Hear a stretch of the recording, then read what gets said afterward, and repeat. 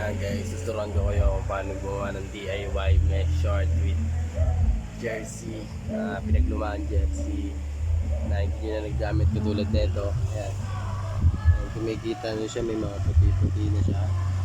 Ayan, kung ginugupit ko, ayan, gugupitin ko siya. Then ito na iba ko nagupit. Ayan, date ko na naisip.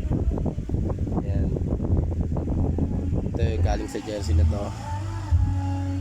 Ayan, papakita ko sa inyo yung mga ginagawa ko.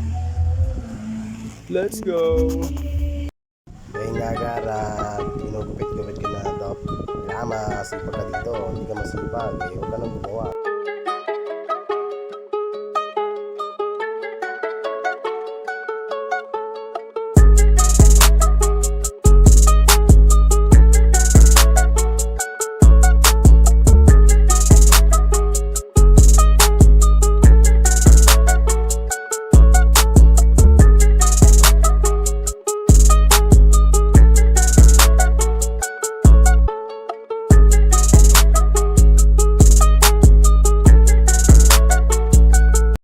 Ayan nga gara, yan yung nagupit natin. Ito nga pala yung front natin garo, 23.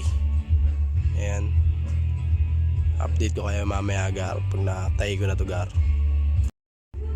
Ayan mga gar, yung gagawin ko na back, James 23. Ito yung back nya. Tapos ito yung front. Tanggalin ko muna, hindi pa siya naka ayun nga gar, napatay ko na siya. Ito yung update sa ginawa nating mesh short DIY. Ayan, nakatay na siya gar. Ayan o. Ayan, nakatay na siya. Ito yung sa likod nya.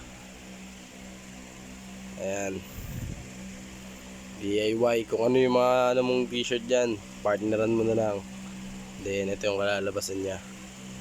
Okay naman, good. Tipid tips.